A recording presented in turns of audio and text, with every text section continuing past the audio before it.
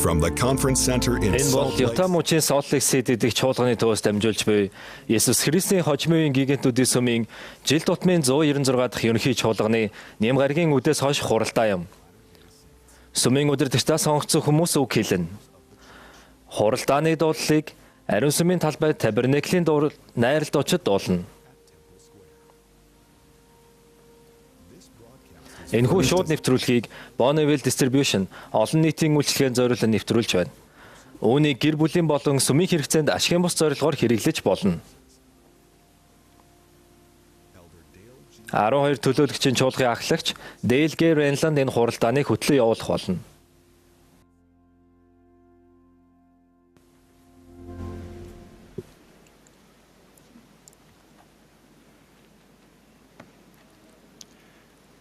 Brothers and sisters, Ахагч нараа, Есүс Христийн хожимын үеийн гигантуудын сүмийн жил тутмын 196 дахь ерөнхий чуулганы Христийн амьсны баярын нэм гаригийн төгсгөлийн хуралдаанд давтаа морилно.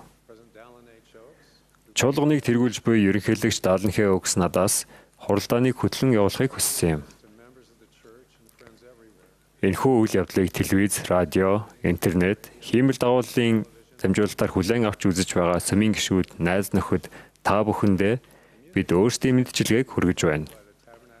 Энэ хуралдааныг дуулалыг ариун сүмийн талбайн Табернаклийн найрал дуучид Mac Wilberg, Ryan Murphy нарын удирдлаганд дуулж, Бадралт баг бишүүр хөгжмийг Brian Mathias, Joseph Peoples нар тоглоно.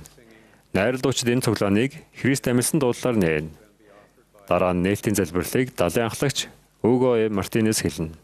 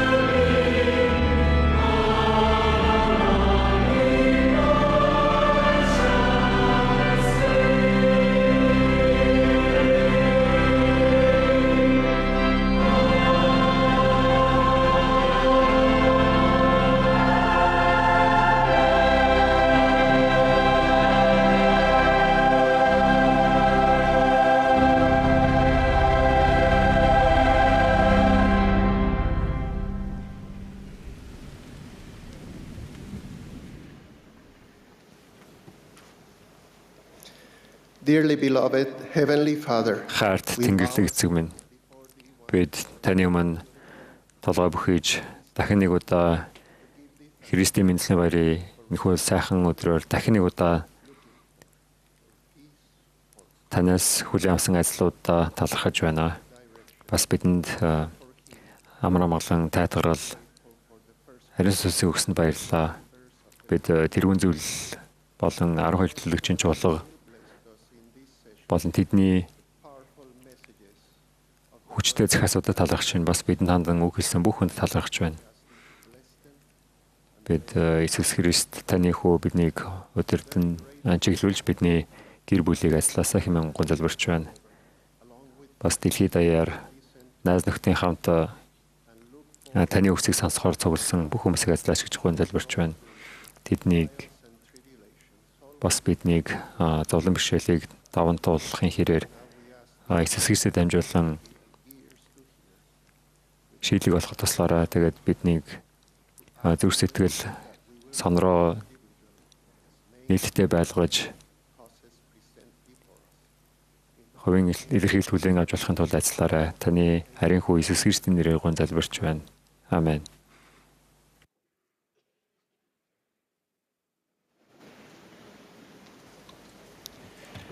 We'll now be pleased to hear Одоо from бид тэргүүн зөвлөлийн 2 дугаар зөвлөх ерөнхийлөгч Дэвид Кристоферсны үгийг сонсох болно. Түүний дараа далайн ахлагч Чи Хан Сэм Вонг, Aaron Тэ Хоолнар үг хэлнэ. Тэдний үг хэлсний дараа найрал дуучид эзэн таныг дагъя дуулыг дуулна. Дууллын дараа бид хүүхдийн хэсгийн ерөнхий ерөнхийлөгч Сьюзен Хэ Портерийн үгийг сонсно. Түүний дараа 12 төлөөлөгчийн чуулгын анхлагч Нийлэл Андерсон үг хэлнэ.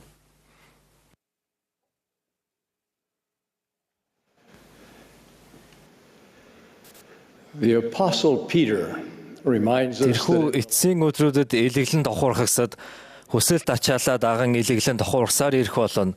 Мөн тэд түүний ирэх амлалт нь хаана байна вэ хэмээн Иесус Христийн 2 дахь ирэлтэд эргэлзэх хүмүүс хожмын өдрүүдэд байх болно гэдгийг төлөөлөгч Петр бидэнд сануулсан. Мөн Петр бидэнд эзэн хойрог биш билээ хэмээгээд аврагчийн иргэн эрхийн саатаж буймэл санагдвал түүнийг төвчээр дүүрэн нэгүсэл эзний агуу бөгөөд аимшигт өдөр ирэхийн өмнө бидэнд намжлах илүү их хугацааг олгож байгаа учраас тэр юмгийг сануулсан. Цааш нь тэрээр гэвч эзний өдөр ирэх болно. Тэгэхэд тэнгэр нүргэн өнгөрч язгуур юмс галд хайлах бөгөөд газар ба түүн дээрх бүх үйлс шатна гэж тун нухагцтай тунхагласан. Их эзэн ирж зөвхт байдал оршдог шинэ газрыг байгуулна гэдгийг бид мэдэх учраас та нар ямар шүү байх ёстой вэ гэж Петр асуужээ. Их эзэн ирэх үедээ бидний амар амгалан дотор толбгүй бөгөөд өөсөвгүй цэвэр ариун амьдарч буйг харж болохын тулд одооноос хичээнгүлэн бэлтгэх ёстой гэж тэр бидэнд зөвлөсөө. Та нар ямар шүү байх ёстой вэ гэсэн Петрийн асуултын талаар тунгаан бодоод би өнөөдөр Иесус Христийн зан чанарын талаар ярихаар шийдсэн юм. Бид Христийн зан чанарыг дуурайснаар ямар шүү хүмүүс болох ёстой, тийм хүмүүс болдог. Христийн зан чанарыг өөрсдөө төлөвшүүлэх нь түүний нэрийг өөрсдөө авах хамгийн чухал арга замуудын нэг юм.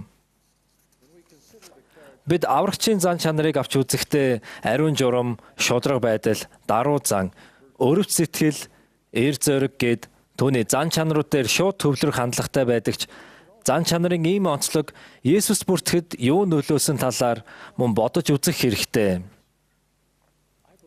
Энэ зан чанарууд нь түүний бодол, хүсэл, зүрхний ирмэлцлийн унган үр жимс гэдэгт би итгэдэг.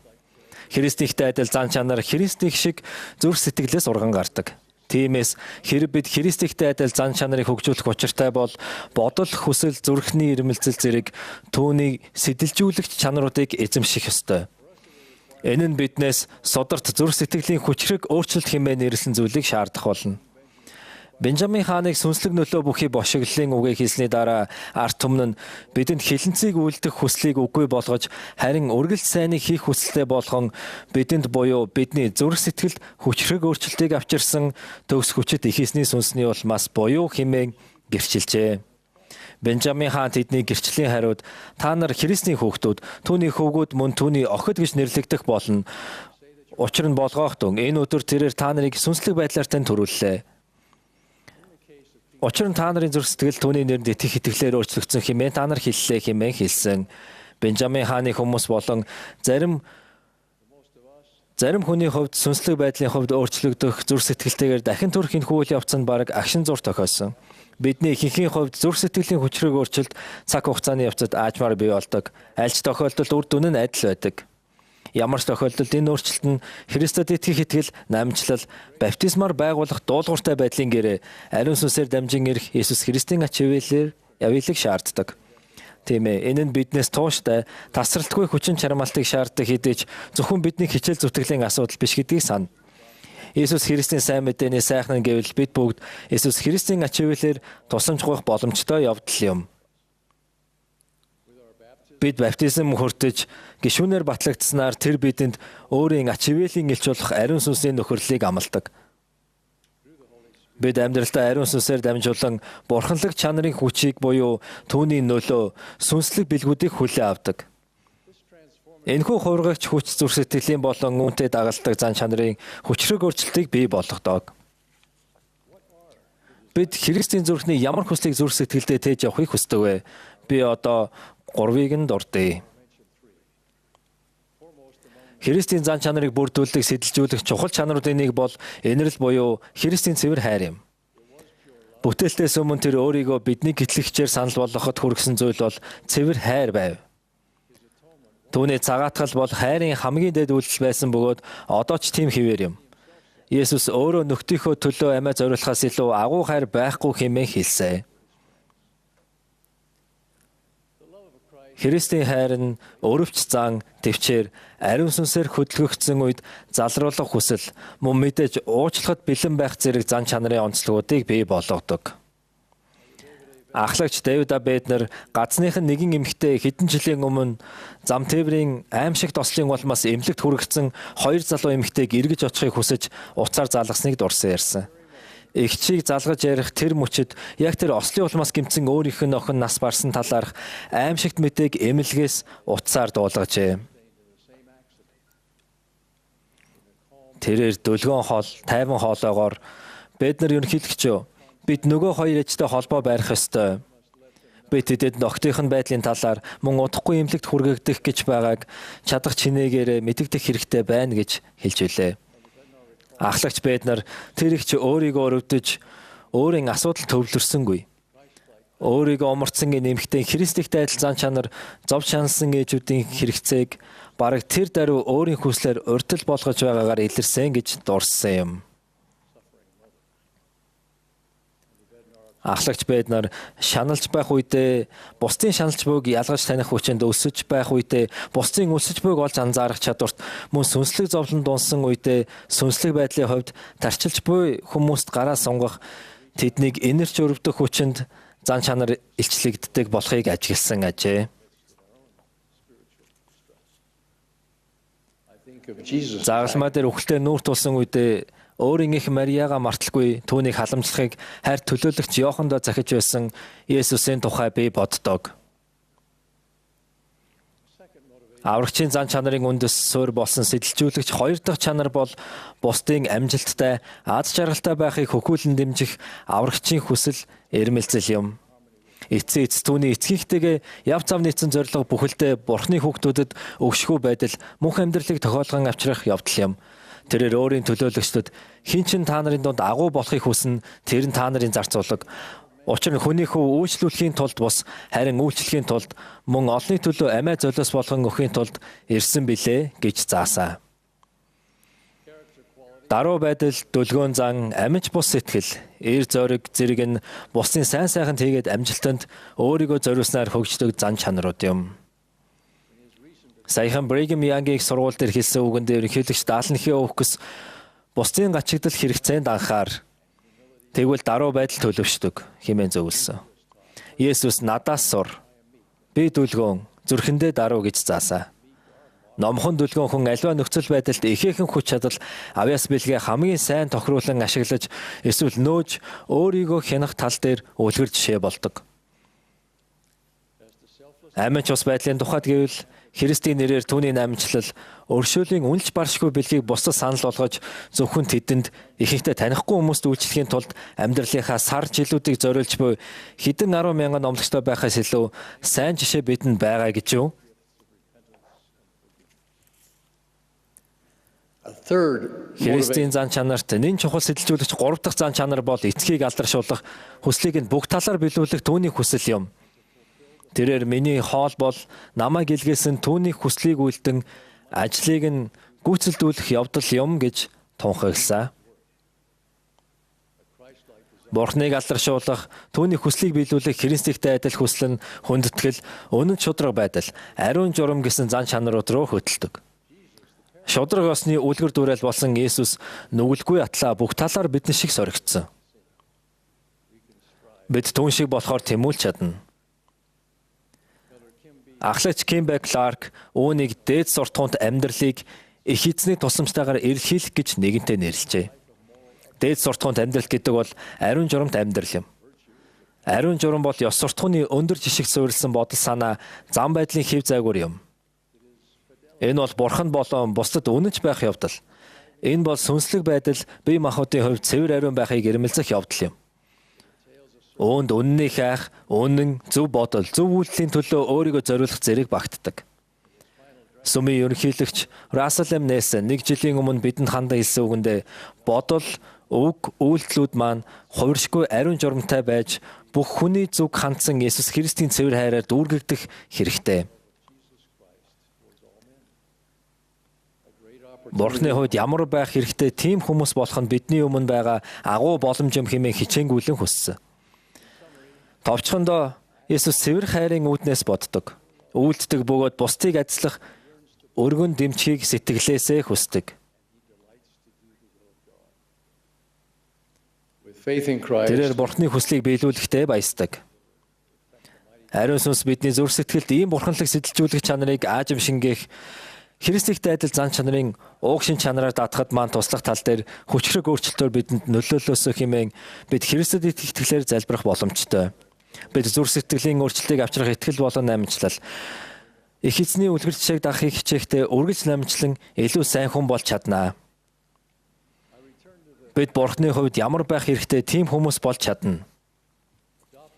Есүс Христийн 2 дахь ирэлтийн тухай сэдв рүү эргээд оръё. Христийн зан чанарыг өөртөө төлөвшүүлэх нь зөвхөн бидний хувьдаа бэлтгэх асуудал төдийгүй их эзний эргэн ирэлт болон түүний сүр жавхлант 1000 жилийн хаанчлал дэлхийг бэлтгэх үндсэн хүчин зүйл юм. Бид дэлхий дээр Христ шиг хувь хүмүүсийн нөлөө дутуу толмойг үнэлэх хандлагатай байдаг. Гисэн хэдиж нэг нэгээр ажиллах нь өөрийн хаан тулсыг байгуулах, нийгэмд өөрчлөлт авчрах Есүсийн арга барил байсаар ирсэн. Цаг хугацааны явцад хувь хүмүүсийн хийсэн сонголтууд нийлсээр нийгэмд сайнаар эсвэл муугаар нөлөөлж нийгмийг өөрчилдөг. Бидний хэн нь ганцаараа дэлхийг өөрчилж чадахгүй. Гэсэн ч бидний хүн нэг бүр дэлхийд нөлөө үзүүлж чадна. Христийн амьсны баярын энэхүү баярт нэм гарагт би амьсан амьд Есүс Христийг гэрчилж байна. Тэр бол өөрийн энэхүү сүмийн тэргүүн. Ерөнхийлөгч Даалны Хеокс дэлхий дээр их эзний сүмийг тэргүүлэхээр мөн түүнийг төлөөлөн дэлхийд хандан ярих бошиглож байхаар түүгээр дуудагцаа. Бидний зан чанар түүний тусгал болж, түүнийг илчлэгдэхэд бид түүнтэй адил болж, түүнд инхүү найдаж байгаа бүхэн бид түүний цэврийн адилаар цэвэршүүлэгдэх болтугай хэмээн би Христэд итгэх итгэлээр Есүс Христийн нэрээр залбирч байна. Амен.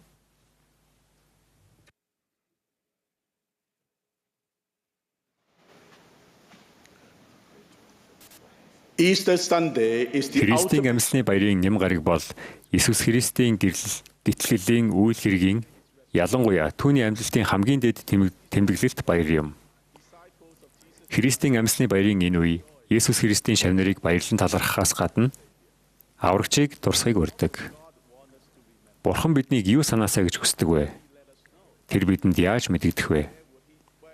Бид түүний сануулгыг хаанаас олох вэ? 10 орчим жилийн өмнө эдгээр асуултыг тунгаах зур тэр өөрийн сануулгыг Морны номонд бичсэн байх гэсэн тод томрон бодол надад төрсөн. Тэр бидэнд эцэг эхийн маань адилаар санагтун гэж сануулна. Морны номонд санагтун гэдэг үгстэй 5 шүлэг байдаг. Санагтун гэсэн эхний шүлэг бол Мосая 2:41. Мөн үүнээс гадна Бурхны зарилгуудыг сахидаг тэдний ажлагдсан мөн баярт байдлыг та нар тунгагаасаа хэмээн хүснэ бий. Учир нь болгоогтун тэд бүх зүйлд эд хөрөнгө, мөн сүнсний аль алинд нь ажиллагдсан болоо. Мөн хэрэв тэд төгсгөл хүртэл үнэнчээр төвчвэс тэгвэл тэд бурхантай хамт хизээж төгсөшгүй аз жаргалын байдалд оршиж болохын тулд тэд тэнгэрт хүлээн авагдах болно. Санагтун. Эдгээр зүйл үнэн гэдгийг санагтун. Учир нь их эзэн бурхан үнийг ярьсан юм. Бурханы зарилгуудыг сахих нь материалыг болон сүнслэг байдлыг айдсалдаг. Хэрэв бид эцсээ хүртэл төвчж чадвал түүнтэй хамт хизээж дуусахгүй аз жаргалын байдалд амьдрах болно. Энэ гайхамшигтай сайхан зүйл биш гэж юу? Гэхдээ хэрэв бид түүний зарилгуудыг сахихгүй бол юу тохиолдохыг та нар бодож байсан уу?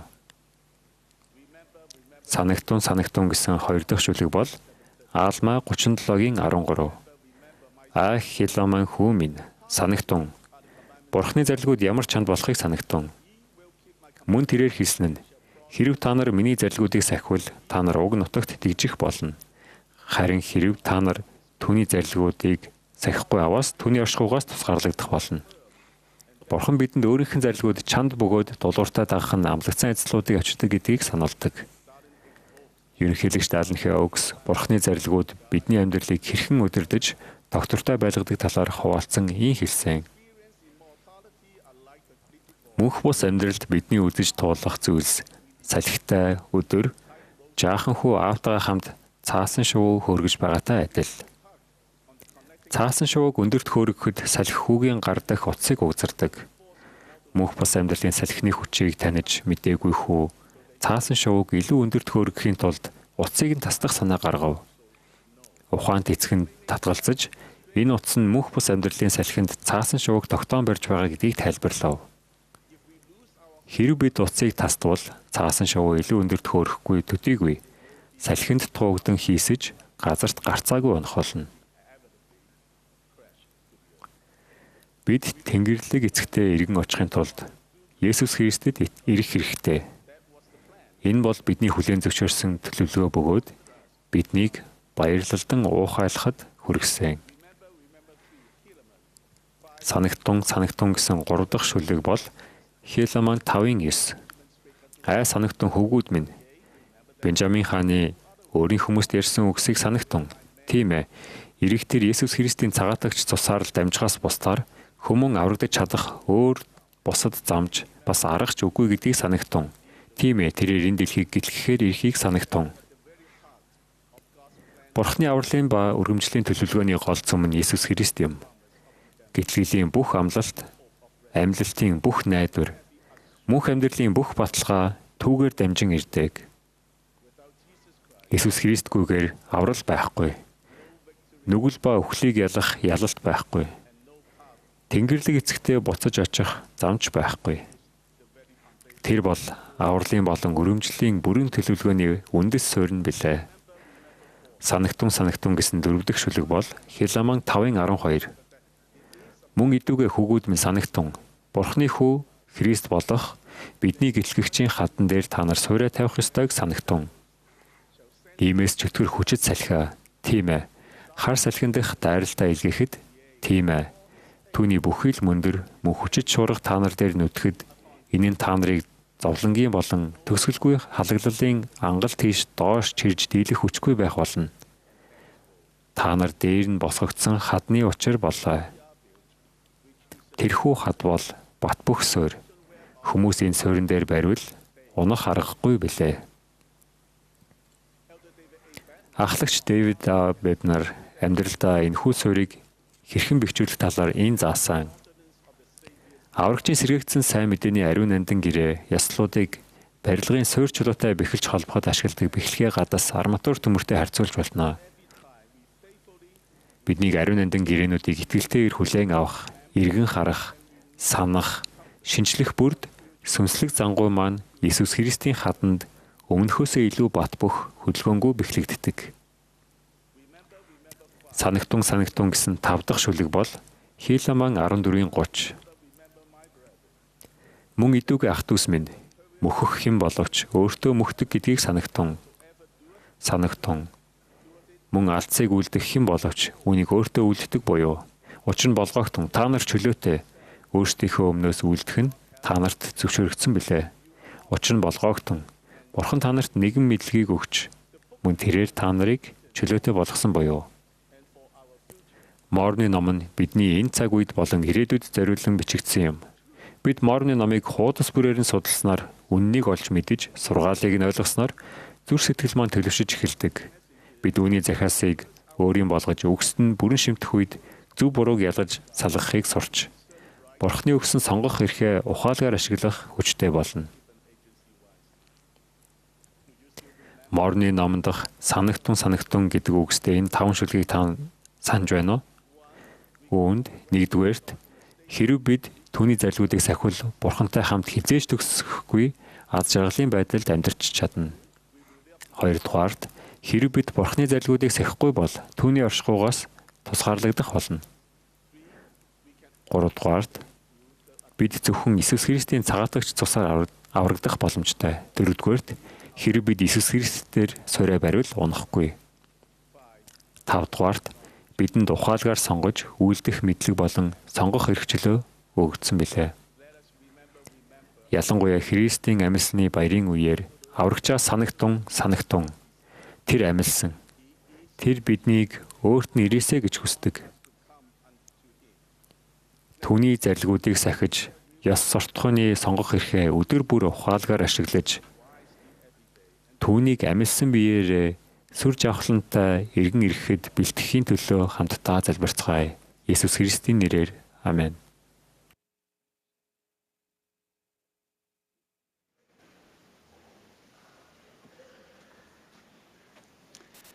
Brothers and sisters, Ах トゥ нараа, Христийн амьсны баярын минь төргий. Христ амьсан. Морны номын бошиглагч Нефа сургаалаа өндөрлөхдөө би тодорхой байдал баяснам. Би үнэнд баяснам. Би өөрийн Иесус баяснам. Учир нь тэр сүнсийг минь тамаас гитлэгсэн билээ гэсэн хүчрхэг гэрчийг хуваалцдаг. Нефаан би өөрийн Иесус баяснам гэсэн цөөн хэдэн үг Бурхны хүү Месая гитлэгчтэй хайр инэрлийн харилцаатай байсныг нь сайхан илтгэдэг. Нефа 1-2 дугаар номнуудад Иесус Христийг дүрслсэн 60 гаруй өөр нэр байдаг. Нэр бүр нь түүний сүр жавхлан, зан чанар, дэлхийн аврагчийн хувьд түүний зорилгын талаар ямар нэгэн зүйлийг илчилдэг. Гэсэн хэдий ч хайрын энэ илрэлт Нефа түүнийг ихэд өөрөмсгөр дотнчлон миний Иесус гэж нэрлэсэн. Нефагийн хувьд Иесус Христ бол хаа хоолын эсвэл зөвхөн нэрээр нь мэддэг нэгэн биш. Харин ч Иесусийн нэр Нефагийн аврал байв. Нефаг сорил бэрхшээл, уй гашууг туулж чөлөөлөлтийн баяр баясгалан мэдрэх үед Иесус Христийн нэр түүнд бүр ч илүү дотн санагдах болсон. Хүмүүн Бурхны хаант улсад аврагдаж чадах өөр өгөгдсөн нэр болон зам гэж Тэнгэрийн дор үгүй гэдгийг Нефа ухаарсан аж. Иесус Христийн нэр нь Нефагийн гэтлэл байсан бөгөөд тэр түүнд баясдаг байв. Нефагийн зовлон зүдгүүр уруу таталт сул дорой байдлаа эргцүүлэн бодоод Иесус Христэд яагаад баясдаг тухайгаа хуваалцжээ. Тэрээр миний Бурхан миний тулгуур байсан. Тэрээр зүдгүүрүүдийн минь дундуур намайг удирдсан. Тэрээр намайг хамгаалсан. Тэрээр намайг хайраараа дүүргэсэн хэмээн бичсэн. Дараа нь бид Нефагийн хийцэн би танд найдсан билээ. Мөн би танд үрд найдах болно хэмээн баттай тунхыг уншдаг. Нефагийн гашуун таатай бүхий л нөхцөл байдалд авчрах чадал бүхий нэгэнд найджээ. Нефа ганцаараа их эзэнд баясах хүсэлтэй байгаагүй. Өмнө нь эсэргүүцэл нүглийн замаар алхаж байсан Морны номын хүчрэг номлогч Амонч мөн Иесус Христийн гэтлэгч хүчнээс ирэх баяр хөөргийг мэдэрч байв. Тэрээр их эзний нэгүслийг эргцүүлэн бодоод баяртайгаар ийм тунхагласан. Тиймийн тул баясацгаая. Тийм ээ, бид их эзэнд баясах болно. Тийм ээ, бид баярлах болно. Учир нь бидний баяр хөөр дүүрэн байна. Тийм ээ, бид Бурхнаа үрд магтан дуулах болно. Болгоохтун хин их эзнэр хитрхи их бахархаж чадах билээ. Тийм ээ. Түүний агуу их хүчний тухай, мөн түүний нэгүслийн тухай, хүмүүсийн үрсэд хандах түүний төсвөр төвчээрийн тухай хин хитрхи ихийг хэлж чадах билээ. Болгоохтун би та нарт хэлнэ. Би өөрийн мэдэрч байгаагийнхаа хамгийн бага хэсгийг ч хэлж чадахгүй байна. Би ч мөн адил бидний аврагч хаадын хаад энхийн ханхүү Иесусийнхээ төлөө өөрийн мэдэрч байгаагийнхаа өчүүхэн хэсгийг ч илэрхийлж чадахгүй байна. Нефай, Амон хоёрын баяр баясгалан миний зүрх сэтгэлийг талархлаар дүүргдэг. Тэд надад Есүс Христтэй харилцаагаа гүнзгийрүүлж түүнд олон талаар баясах урам өгдөг. Өнөөдөр би гэтлэгчтэй баясаж байна. Учир нь түүний нэгүслийн мотор бидний зүг сонгогдсон болоо. Тэрээр бүхэнд намжлах тун мөн би та нарыг хүлээн авах болно хэмээн урилга илгээдэг. Бид түүний мотрын алган дээр сэлэгдсэн. Би намжлалын бэлэг, өршөөлийн амлалтанд баярлдаг. I glory in our good Би shepherd. сайн хончиндоо баясдаг. Тэр биднийг дуудаж, цуглуулан, аварч, өөрийн хайраар дүүргдэг. Бид түүний хон байгаадаа мөн тэр биднийг гэртээ аюулгүй авчрахын тулд цуцалтгүй ажилдагт би баярлдаг. Би агуу эдгэгчтэй баясдаг. Тэрээр үхлийн хатгуур, ганцаардал, бие махбодын болон сэтгэл санааны өвдөлт, нүглийн ачаа дарамт, шархалсан зүрх сэтгэлийг мэдэрч буй бүхнийг эдгэж чадна. Тэрээр төгс энэрэнгүй. Тэр бидэнтэй хамт уйлдаг. Мөн биднийг тэрсэлтгэ болоход өртөг. Бурхны хүү биднийг нэг нэгээр нэдгэж, хайрынхаа мотраар хүрээлтэхт би баярлдаг. Би өмгөөлөгчдөө баясдаг. Тэрээр эцэг минь тэд надад ирж бас мөнх амьдралтай байж болохын тулд миний нэрэнд итгэх энэ ах дүүсийг минь өршөөгөөч гэж гуйн эцгийн өмнө биднийг хайраар өмгөөлдөг. Есүс Христийн цагаатагч золиос шудраг ёсны шаардлагыг хангадагт мөн тэр бид бүгдийн төлөө нэгүслийн эрхийг нэгсэнд би баясдаг. Би хууль тогтоогчдоо баясдаг. Түүний зарилгууд биднийг удирдах мөн хамгаалдаг. Түүний гэрээнүүд биднийг түүнтэй холбож, ингэснээр тэр өөрийн сонгодог бүх хүнийг өөрчилж, аварч, өргөмжлөх боломжтой болдог. Тэрээр сэргээгдсэн үнэн бөгөөд амьд сүмээ тэргүүлэхэд мөн түүний хуулиуд бидэнд дэлхий дээрх диваажиг мэдрэхэд тусалдагт би баярлдаг. Би чөлөөлөгчдөө баясдаг. Тэрээр биеийн болон сүнслэг үхлийн мангасуудыг даван туулсан. Түүний зүйрлэшгүй хүч чадлаас давсан сорилт бэрхшээл мөнх бус амьдралд байхгүй. Тэр биднийг бүх төрлийн өвчин шаналл, зовлон зүдгүр, уруу таталтаас чөлөөлж чаддагт би баясдаг. Ах эгч нараа, Есүс Христийн ямар нэр танд түүнд баясахад тусалдаг вэ? Багш, зөвлөх, найз гэсэн нэрсийн аль нь вэ? Амьдрал заримдаа уур хүрмээр шудраг бус мэт санагдах үед их эзэнд баясах хүч чадлыг олох хэцүү үед түүний бурханлаг нэрсийн утгыг эргцүүлэн бодож түүнд сэтгэлдээ амар амгалан сэргээхийг зөвшөөр. Есүс Христ бидний мөнх бус амьдралын туршлагуудыг төгс ойлгож надад ойрт мөн би та нарт ойртох болно. Намайг хичээнгүйлэн эрэлхийлэх тун мөн та нар намайг олох болно хэмээн энэхүү амлалтыг хайраар илэрхийлдэг. Түүнд ойртож болохын тулд тэр биднийг өөрийнх нь талаар суралцаж, үгийг нь сонсож, өөртөө хамт алхахад урьдаг. Түүнийг олж болохын тулд тэрээр биднийг өөрийнх нь хүч чадлыг мөн түүний хайр ба нэгүслийг илүү их хэмжээгээр шууд хүртэх боломжтой гэрээний харилцаанд урьдаг. Баяр баясгалантай мөчүүдэд мөн сорилт бэрхшээл маань даван туулшгүй мэт санагдах үед итгэлтэй байж түүний зарилгуудыг дагаж гэрээнүүдээ хүндэтгэж их эзнийг төвчээртэй хүлээцгээе. Ерөнхийлөгч Дааланхэ Оукс бид бүгдийн Есүс Христэд баясаж болох шалтгааны талаар гайхалтай сайхнаар гэрчлэн эцгийн төлөвлөгөөгөөр Есүс Христ амьдлснаар үхлийг ялж бидэнд өгшгүй байдлыг амласан юм.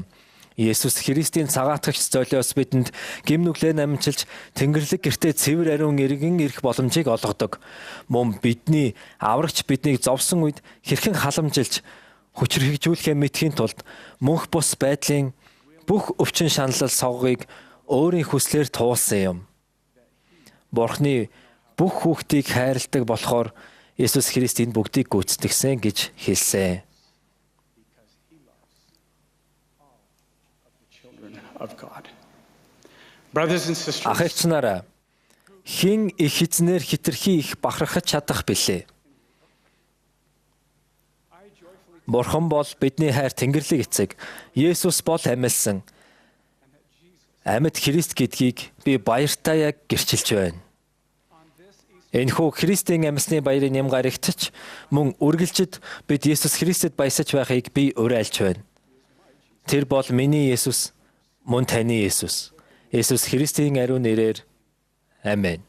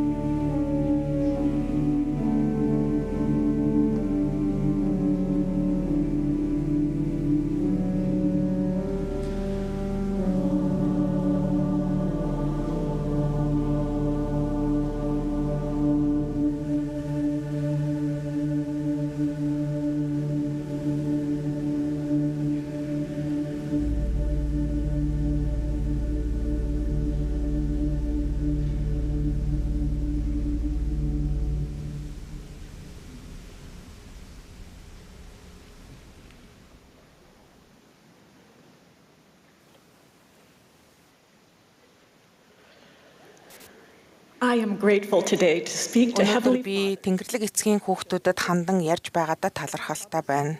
Тэнгэрлэг эцгийн том хүүхдүүд сонсохыг бас сонгож болно. Хүүхдүүдээ та нар чи хэдэн настай вэ гэдэг асуулт хариулах дуртай юу? Чи 5, 8, эсвэл 11 настай юу? Чиний нас дэлхий дээр хэр удаан амьдарсныг илтгэдэг боловч чиний сүнс түүнээс журт настай гэдгийг чи мэдэх үү? Хэдий санахгүй байгаач чи сүнсний дэлхийд удаан хугацаагаар суралцаж өсөж хөгжсөн. Чамайг төрөхөд би чинь шин байсан боловч чи олон жилийн турш сүнсэн биед амьдарсан. Чи авиас бэлэгтээ төрсөн. Чамд зориг бий. Мөн чи сайн сайхны төлөө өөрчлөлт хийх чадвартай.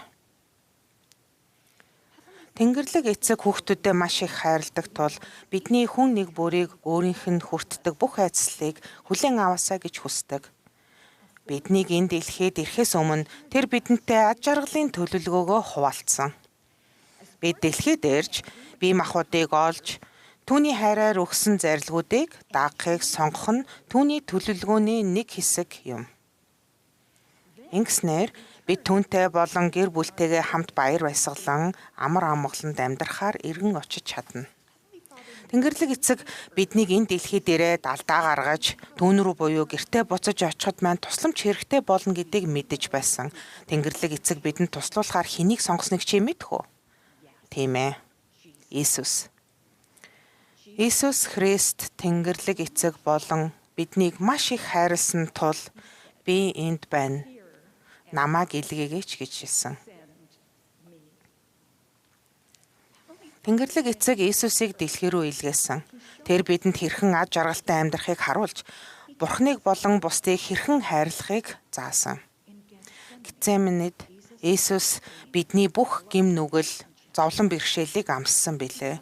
Тэр загалмаа дээр нас барж, дараа нь хамгийн гайхамшигтайгаар амьдсан.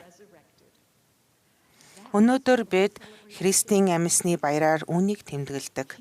Бидний их эзэн аврагч Иесус амьдралд маань тулгардаг бүх хэцүү, шудраг бус бүхнийг ялан дээсэн. Иесус Христ чамайг мэддэг, ойлгодог, мөн тэр чамд хайртай. Иесус чамд туслахын тулд бүх зүйлийг хийсэн. Түүнтэй ойр бай. Түүний тухай чадах бүхнээ сурч мэд. Бурхнаа хайрл, мөн бусдыг хайрл гэх түүний хамгийн чухал тушаалыг дагах гэж хичээх үед тэр чиний байхаар заягдсан тийм гайхамшигтай хүн болон өсөж хөгжих чинь туслах болно. Тэр чамд илүү ад жаргалтай байж, хурдан суралцаж, тайтгарлыг мэдэрч, найз нөхдөд болж, илүү боломжийг олж харахад туслах болно. Иесус чамтай хамт алхах болно гэдгийг санаж өдөр бүрийг зоригтой, итгэлтэйгээр эхлүүлээрэй. Түүний үлгэр жишээг дагаж Тэнгэрлэг эцэгт хандан би энд байна. Намайг илгээгээч гэж залбираарай. Түүний хариулахыг хүлээ. Тэр танаар юу хийлгэхээр илгээх бол?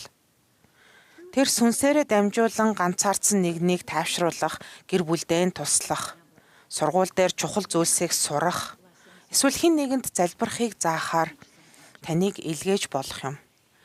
Тэр танд үнний төлөө зогсоход тусалснаар та түүний гэрлийг бусдад түгээж чадна. Иесус 5,000 гаруй хүний хооллосныг чи санаж байна уу?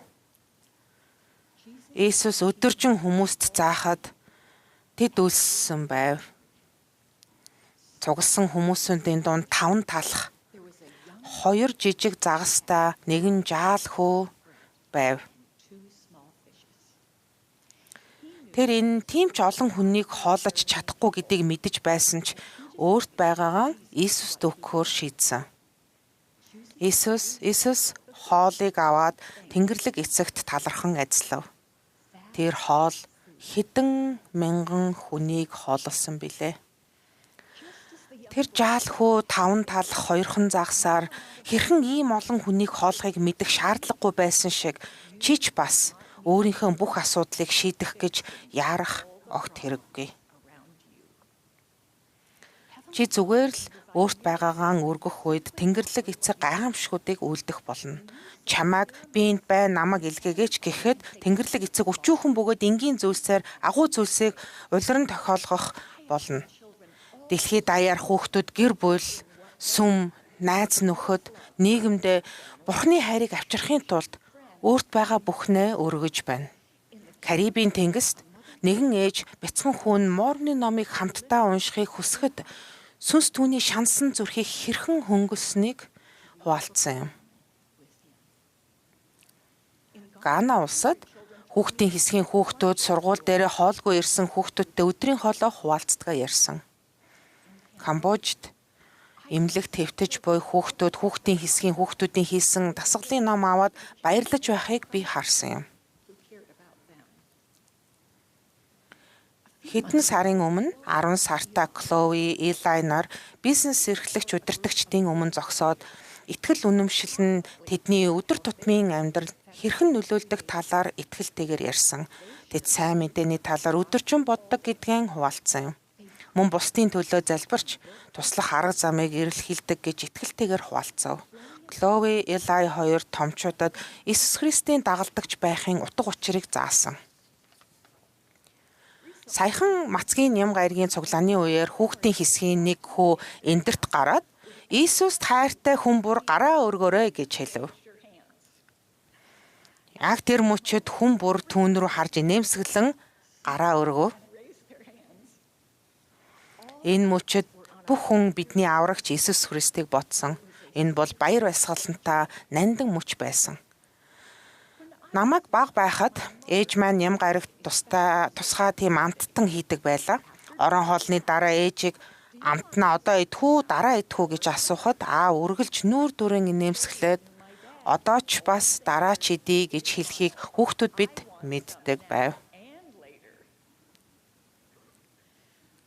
Та нар өөрийгөө болон бусдыг Иесуст ойртуулахыг хичээх үед ажлуудыг одоо ч бас дараа ч хүлээн авах болно. Та нар одоо өөрчлөгдөж өсөж хөгжөхөд тань туслах мөнхийн хайр ба баяр баясгалангийн ажлуудад бэлтгэх сонголтуудыг хийж чадна. Би та нарыг Иесусийн адил би энд байна. Намайг илгээгээч хэмээн Тэнгэрлэг эцэгт залбирахыг урьж байна. Тэгээд өөрсдийгөө болон бусдыг Христэд авчрахын тулд түүнтэй хамт алхаж урагшил. Та нар бол ажиллагдсан гэрээний хүүхдүүд юм. Тэнгэрлэг эцэг болон түүний хүү Иесус Христ та нарт хайртай гэдгийг би мэднэ. Тэнгэрлэг эцгийн төлөвлөгөө болон Иесус Христийн цагаатгалын ачаар тэдний оршууд бид бүгд гэр бүлийнхнийхээ хамт үрд баяр хөөртэй амьдрах ажлыг хүртэж чадна. Би тэдэнд хайртай. Бас та нарт хайртай. Иесус Христийн ариун нэрээр. Амен.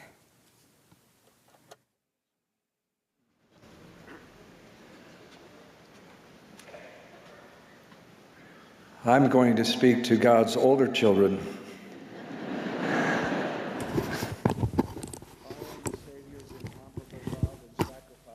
Аврагч Гетсеманийн цэцэрлэгт болон загалмаа дээр өөрийн зүйрлэжгүй хайр золиослыг харуулсны дараа түүний амьгүй биеийг булшин тхийн лацаджээ. Гэвч булш Бурхны Тэнгэрлэг хүүг хорж дийлээгүй. Аврагч маань бидний төлөө нүгэл үхлийг ялсан учраас бид түүний нэрийг үрд магтах болно. Иесус Христ бусад хэмжээшгүйх ажлыг авчирсан. Тэрээр өөрийн төлөөлөгч Петрт хандан та нар газар дээр юуг холбоно? Тэр нь тэнгэрт холбогдно гэж хэлжээ. Лацтан холбох ариун нандин хүч дэлхий дээр сэргээгдсэн бөгөөд өнөөдөр түүний онцгойлон ажиллагдсан ариун сүмүүдэд байдаг. Олон жилийн өмнө ерөнхийлөгч Гордон Би Хенкли гэр бүлүүдийг үрд нэгтгэх ариун санаурын лацтан холбох хүч нь сэргээлтийн бүх уу гашуу зовлон шаналлаас илүү үнцэнтэй байсан юм хэмээжээ. Миний 74 жилийн амьдралын туршид сэтгэлд минь тод хадгалагдан үлдсэн дурсамж цөөхөн бий. Тэдгээр нандин дурсамжуудын нэг бол Кэти бит 2 ариун сүмд тахилын ширээний өмнө өөдөөсөө харан өвдөг сөгдөн сууж байсан тэр үе юм. Энэ амьдралд болон үрд мөхөд гэсэн мартагдашгүй үгсийг сонсоод бид хоёрын найдвар, мөрөөдөл, хайр бүгд өнгөөр тодорч баяр хөөрөөр дүүрсэн. Ластан холбогдсон өдрөө хайраар дурсаж буй та бүхэнд энэ дэлхий даяарх цугларалтын үеэр онцгойлон ярив. Тахлын ширээний өмнө өвдөг сөгдөн суусан тэр мөчөд бид бурханд болон бие биедээ үнэнч байх нь хичнээн чухал болохыг улам бүр ухаардаг. Энэ ариун нандин ёслол биднийг мөнхийн хантай маань болон бурхантай холбодог.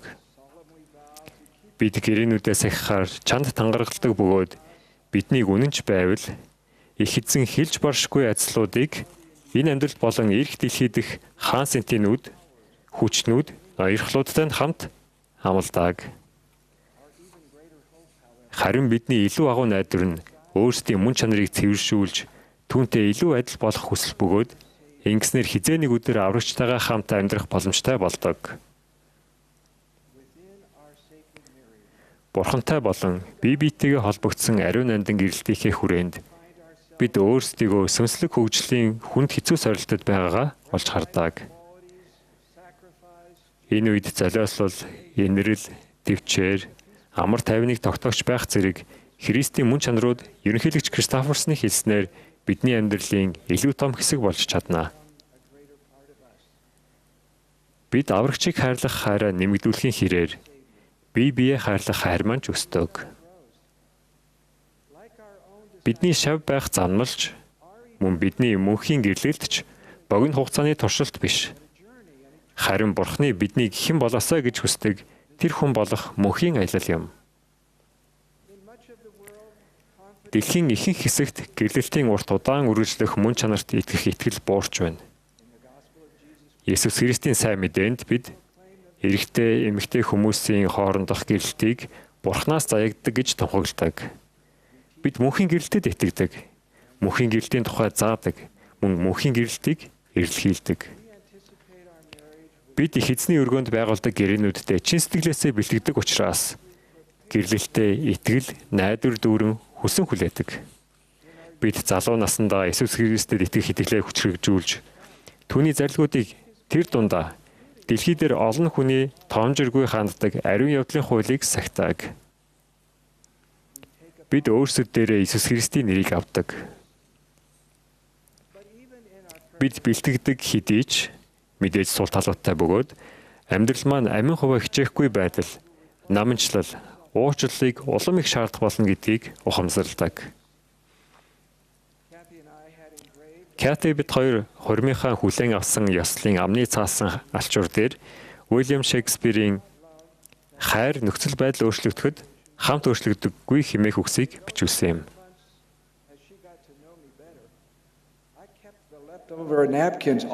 Эхнэр минь намайг илүү сайн таньж эхэлсэн эхний хэдэн сард би үлдсэн алчууруудыг гэрийнхээ энэ тэндгүй тавьж билээ. Амьдралдаа аз жаргал, уй гашууг хүлээн авахын зэрэгцээ бид гэрээнүүдээ зүрх сэтгэлдээ мөнхөд сийлж бидний хүлээж буй алдар суу тийш тэнгэр өд харцаа чиглүүлдэг.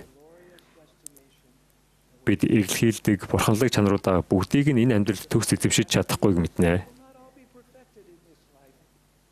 Мөнхийн гэрлэлт бол мөнхийн аялал юм. Ариун сүнсний бэлэг хувийн амьдрал болон гэрлэлтэд маань маш их хэрэгтэй. Ерөнхийлөгч Далн Өгсийн дайсан үннийг нуун дарагдуулахдаа улам гарчсаар байгаа тул хэрв танд ариун сүнс байхгүй бол та хууртагдах болно. Саад бэрхшээлүүд улам ихсэх болно. Сатааруулах зүйл олон байх болно гэсэн үгийг энэ чуулган дээр аль хэдийн иш татсан билээ. Дэлхийнхний хуурам эхлэх нэг арга бол лацтан холбоох ёслолын ариун нандин ач холбогдол хүчийг үл томсорлох явдал юм. Бие биедээ болон Иесус Христэд итгэх итгэл найдвараа хадгал. Биднийг саад бэрхшээл, анхаар сарниулах зүйлсийг даван туулахад түүний амлалтууд тусалж чадна. гэрлэлтэд маань ихээхэн төвчээр шаардагдах үе гардаг. Хормынхаа 25 жилийн ойгоор Кати бид хоёр Филадельфиад номлогчдод хандан үг хэлсэн юм. 12 төлөөлөгчийн чуулган ерөнхийлөгч Boyd K. Packer над руу уцтлаа. Ярьж дуусахын алдад би ерөнхийлөгч Packer, өнөөдөр бидний хормын 25 жилийн отхойж байна.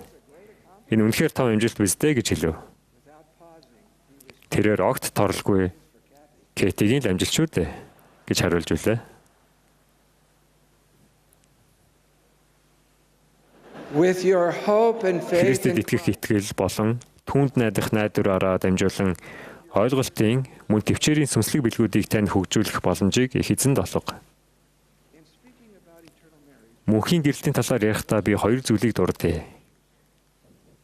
Нэгдүгээрт Есүс Христийн жинхэнэ шав бүр мөнхөд амьдрахаар сонгосон зөв шударга хантайгаа хүсвэл энэ амьдралд болон ирэх амьдралд үрд мөнхөд ластан холбогдох болно.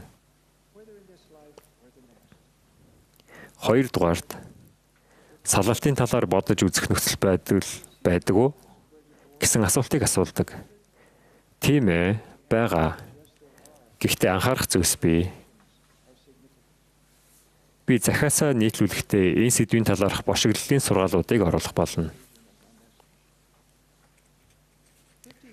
Их эзний өргөөнд дөнгөж гэрэлсэн гайхалтай нэгэн хостой 50 жилийн өмнө Кати бид хоёр танилцсан юм. Амьдрал нь гэрэл гэгээгээр дүүрэн байв. Тэд хүүхэдтэй байлаа. Эхнэр нь авьяаслаг бөгөөд гайхалтай итгэлтэй. Нөхрийнх нь ажил эд цэцэглэж байв. Тэд гэрээнүүдээс ахдаг байлаа. Эхнэр нь гинэт эрүүл мэндийн настай асуудалтай болжээ. Саяхан тэдний хүү дараах бодлыг хуваалцсан юм. Намайг баг байхад хайртай ээж минь гүн сэтгэл готролтой хүнд хэцүү үеийг туулж бүр өөрийн хэрэгцээг хангахад удаан хугацаанд хүндрэл гарч байв. Энэ нь эцэг их хоёрын маань аль альных нь хувьд шинэ бодит байдал байв. Амьдрал тэдний төсөөлж байснаас өөр болсон. Аав маань сэтгцийн өвчнөд хизээж тулгарч байгаагүй бөгөөд Тэнгэрлэг эцгээсээ тусламж илэрхийлдэг байв. Түүнийг өвдөг сөхрөн залбирч байхдаа хідэн удаа таарснаа мөн хичнээн удаа нэм гаргуудад чимээгүйхэн мацаг барьсныг нь тоолж барамгүй. Аав минь ээжид болон бидэнд юр бүсийн хайр, төвчээр, даруй байдлаар үйлчилж байв. Тэр аврагчийн жишгээр хайрлаж, үйлдэж, хариу үйлдэл үзүүлэхийг хүсэж, ариун сүнсний нөлөөг илэрхийлдэг байсан. Миний ээж түүний насан туршийн хайр нь байв. Энэ он жилүүд хэсэгхэн зур байх байв. Тэд бие биетэйгээ үрд мөхөд холбогдсон байсан. Тэд үнэн чигээр үлдэж чадвал эрүүлэнх аз жаргалтайгаар үрд хамт амьдрах болно. Энэхүү амлалт түүнд найдварын төгс гэрлийг өгчээ. Ээж маань өөрийнх нь бэрхшээл аавд дарамт болдог гэж олон удаа боддог байсан ч аав үүнийг өөрөө хардаг байсан. Аав минь бурхны онцгой бөгөөд эрхэм энэхүү охинд үйлчлэхдээ дуртай байв. Ээжийг минь эрүүл мэндийн олон асуудлаа зоригтой, гайхамшигтайгаар даван туулж байхад тэр хоёр маань гэрэлсэн хос, эцэг их, эмээ өвөгийн хуваар хамтдаа гэрэл гээгээ баяр баясгаланг мэдэрч байсан. Хожим нь 60 гаруй наснда ээж хөхний хорт хавдар алхах чадварт нөлөөлсөн мэдрэлийн асуудал зэрэг огт өөр сорилтуудтай тулгарв. Дахин нэг удаа ээж аав хоёр минь бие биедээ болон их эзэнтэй байгуулсан гэрээнүүдтэй илүү тууштай үнэнч байхаар шийдсэн бөгөөд ээж минь мөнх бос аяллаа эцсийн өдөр хүртэл тийм байсан. Мөнхийн гэрлэлт бол мөнхийн аялал юм. Хин танд бие биесээ чанга зуурч энэхүү мөнхийн аяллаа бүх мөнх босыг хэсгийг гүйцэх хүчиг өгдөг вэ? Мөнхийн бурхан дэлхийн хязгаарыг бүтээгч 3 дахь өдрөө амьдсан тэр шантардаггүй, ядардаггүй. Тэр та сул дорой үед хүч чадал өгдөг. Та хүч чадалгүй үед тэр та нарын хүчийг нэмэгдүүлнэ. Та нар хамтдаа эзэнд итгэх үед та нар бүргэд мэд далавчтайгаар ниснэ. Хамтдаа та нар гүйж ядрахгүй. Алхаж солидохгүй. Би энэхүү ариун амлалтыг чин сэтгэлээсээ гэрчилж байна. Иесус Христийн нэрээр амен.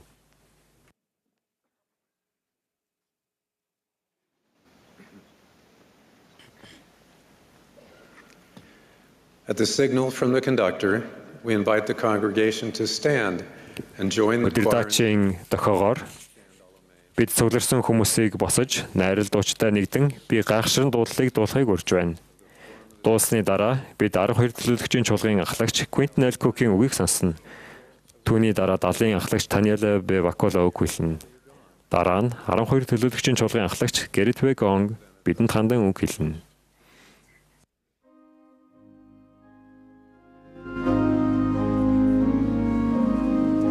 Энэ бол Иесус Христийн хожимын гигантуудын сүмийн жил тутмын 196 дахь ерөнхий чуулганы ням гаригийн үдээс хойш хуралдаан юм.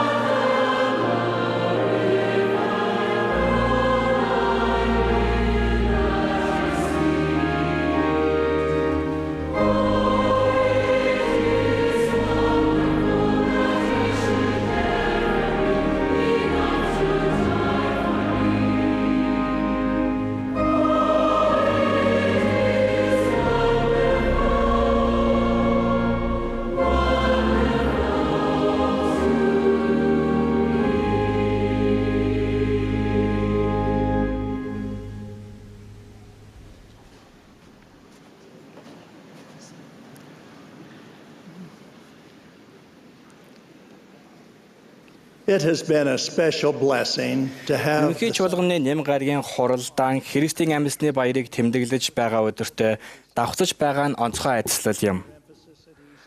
Христийн амьсны баярын үеэр бидний онцлог ярьдаг зүйлсэд Гетсеманы цэцэрлэг, Калварын загалмай, Есүс Христийн амьсан цэцэрлэгийн булшинд болсон мөнх амьдралыг өөрчилсөн үйл явдлууд багтдаг. Түүний цагаатгал эцгийнхээ авралын төлгөө гүйцэлдүүлж нэгэн цагт амьдарч байсан хүн бүрийг ямар ч болзолгүйгээр үхлээс харин намынчилсан тохиолдолд нүглээс ангижрах арга замыг олгосон гэдгийг би гэрчилж байна.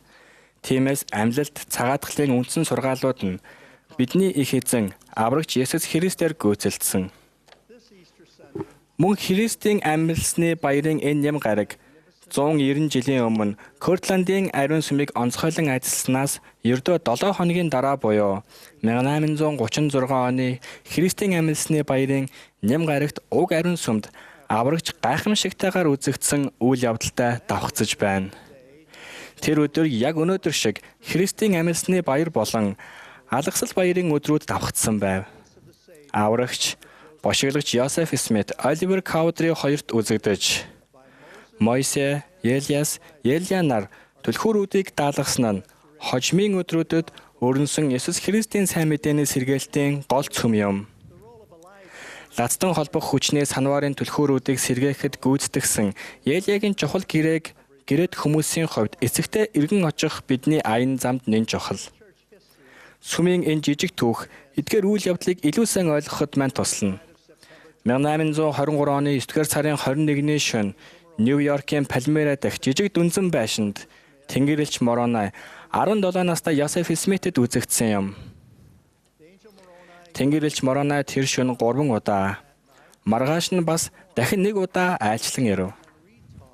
Тэр ирээдүйд өрнөх Христийн сайн мэдээний сэргээлтийн үйл явдлуудтай холбоотой чухал мэдээллийг ахин дахин заажээ. Тэр ойролцоох толгодод нуусан алтан ялцнуудын талаар Йосефт хэлж бас хуучин гэрээн дэх бошиглолуудыг иш татав. Сургаал ба гэрээнүүдийн 2 дугаар хэсэгт Моронан Йосеф Смитэд хэлсэн Елиятай холбоотой үгс багтдаг.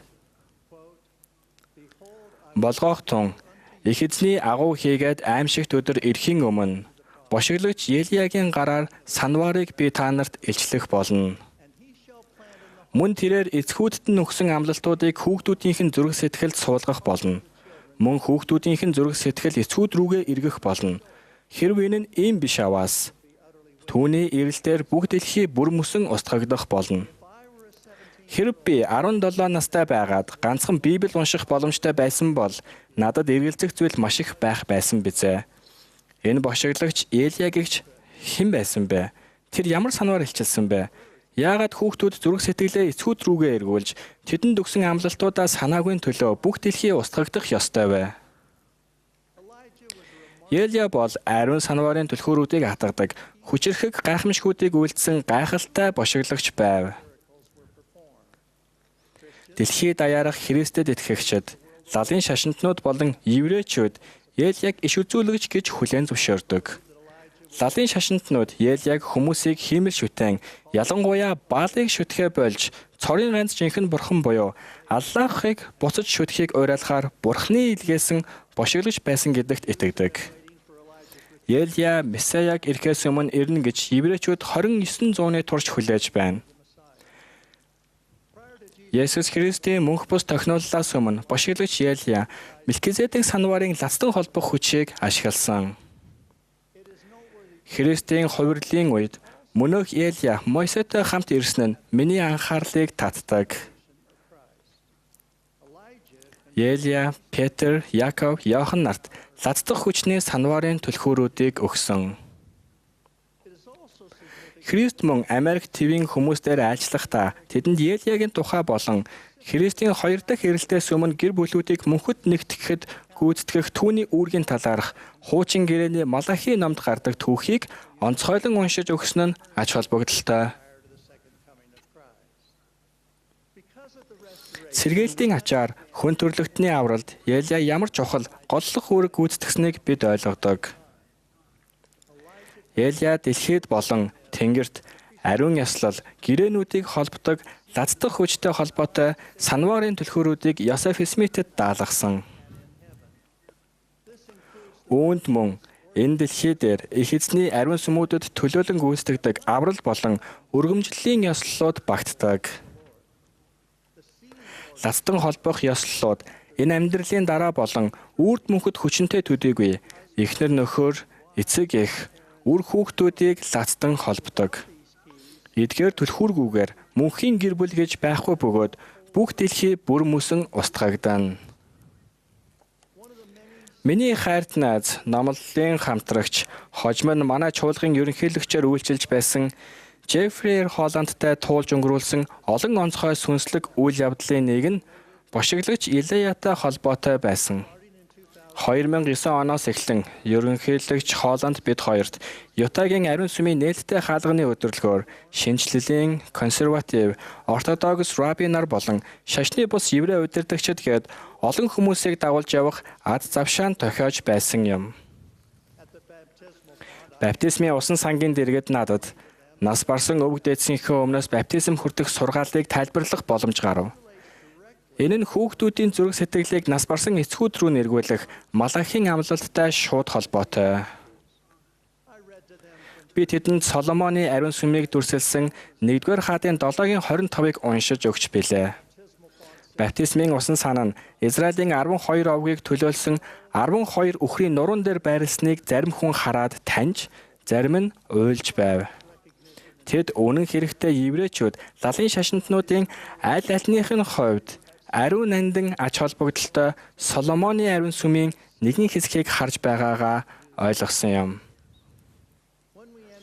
Биднийг лацдан холболтын өрөөнд ороход ерөнхийлөгч Холландын сэтгэл хөдөлж, нүдэндээ нулимс цэлэгнүүлэн тэднийг гомдоохыг хүсэхгүй байгаач нэгэн зүйл хуваалцахыг хүсэж байгаагаа хэлсэн юм. Дараа нь тэр сүнслэг хүчээр Елия үнэхээр ирсэн бөгөөд эхнэр нөхрүүдийг болон тэдний гэр бүлийг мөнхөд лацдах боломжийг олгодог ариун түлхүүрүүдийг сэргээсэн гэдгийг хэлэв. Бидний цугларсан энэхүү лацдан холбох өрөө бол сэргээгдсэн түлхүүрүүдийг ашигладаг газар болохыг тэр тайлбарлсан. Еврей найзууд маань хуучин гэрээний бошиглагчдын судрын түүх манай ариун сүм болон сургаалд маш тод тусгагдсан байдагт баярлаж байв. Хэдэн жилийн дараа еврей удирдагчид биднийг Орсон хайтын Иерусалим дахь ариун газрыг онцгойлон ажилласан түүхэн үйл явдлын 175 жилийн ойн тэмдэглэл дарах хэмжээнд өрсөн. Ахлагч Холланд бид хоёр тэр баярт сүмийг төлөөлөн оролцох боломжоор ажиллагдсан юм. Уг үйл явдлын дараа тохиолдсон өөр хоёр зүйл миний хувьд онцгой ач холбогдолтой байсан. Нэгдүгээрт би ахлагч Холландын түүх Иерусалимтай холбоотой байсныг ойлгосон. Ахлагч Холланд 30 орчим настай байхдаа ерөнхийлөгч Спенсер В. Кимблийн болон сүмийн бусад удирдагчийн өмнөөс чидүүн уулан дээр Иерусалим төвийг байгуулах ажлыг удирдаж байв. Тэр сүмийн Иерусалимд эхлүүлсэн олон ажлыг гүйцэтгэхийн тулд 15 орчим жилийн хугацаанд олон хүнтэй хамтарч ажилласан байв. Ахлагч Холланд Палестин болон еврей удирдагчидтай тасралтгүй хамтран ажилласан байлаа. Тэр аврагчийн гайхамшгүүд үйлдсэн мөн цагаатгалыг гүйцэлдүүлсэн газруудад байх дуртай байв.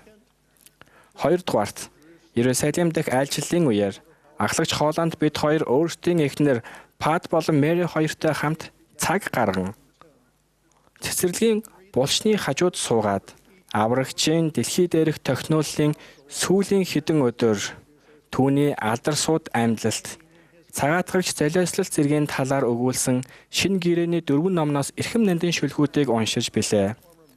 Өмнө нь номлолын хамтрагч байсан одоо төлөөлөгчөөр үйлчилж буй 2 хүн хайрт эхнэрүүдийнхээ хамт Есүсийн алхаж байсан замаар алхаж түүний мөнх бус тохиолдлын сүүлчийн өдрүүдийн талаар ариун судраас уншиж эдгээр гайхамшигт үйл явдлын сүнсийг мэдрэх ямар байсныг төсөөлөд үзтээ. Бидний тэр өдөр болон түүнээс хойш юу мэдэрснийг мэдрэхийн тулд та Иерусалимд биеэр очих шаардлагагүй гэдгийг би та нарт батлан хэлмээр байна. Та нар аврагчийн амьдрал, санварын сэргээлт, Елия бидний гэр бүлүүдийг мөнхөд холбодог лацдан холбох түлхүүрүүдийг эргүүлэн өгсөн зэрэг үйл явдлуудыг судлахдаа сүнсээр дамжуулан тэр мэдлэг баталгааг олж авах боломжтой. Бидний аврагч эцгийн төлөвлөгөө гүйцэлдүүлсэн гэсэн сүнслэг баталгааг та нар хүлээн авч чадна. Бид Celestial хаант улсад эцэг хүү хоёрт эргэн очиж болохын тулд тэрээр бидний нүглийг цагаатгаж үхлийн хүлээсийг тайлсан билээ. Та түүний ёслол, гэрээ, зарилгуудыг дагаж мөрдснөөр аврагч та хоёрын харилцаа улам сайжрахаас гадна энэ 90 үед сэргээгдсэн ластах түлхүүрүүдэд улам баярлаж талархах болно гэдгийг би мэднэ. Гэдгийг би энэ Христийн амьсны баярын өдөр амлаж байна. Эртний бошиглагчдын Кортландын ариун сүмд бошиглагч Йосеф Смитэд даатгсан түлхүүрүүд Есүс Христийн сэргээгдсэн сайн мэдээний чухал хэсэг гэдгийг би гэрчилж байна. Төлөөлөгчийн хувьд би дэлхийн аврагч Есүс Христ энэ сүмийг удирддаг гэдгийг баттай бөгөөд тодорхой гэрчилж байна. Би түүний цагаатгал амьлалтыг гэрчилж байна. Мөн би Христийн амьсны баярын энэхүү онцгой нэм гарагт аврагчийн биднийг мөнх амьдралтай болгохын тулд бидний төлөө үйлдсэн бүх зүйлд та нарын хамт баярлаж байна. Есүс Христийн нэрээр амен.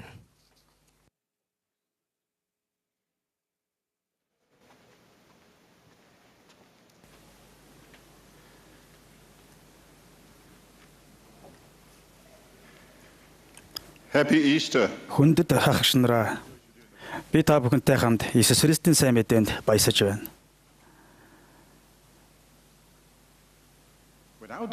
Манай охин Жасмин 14 настай байхдаа ерөнхий чуулганыг бошиглогч, үйлсмэрч, ишлэгчэд Иесус Христийн тухай гэрчилж түүний сургаалыг буруу ойлгуулахгүй тулд маш энгийнээр заадаг цугларалт гэж дүрслэн хэлж байсан.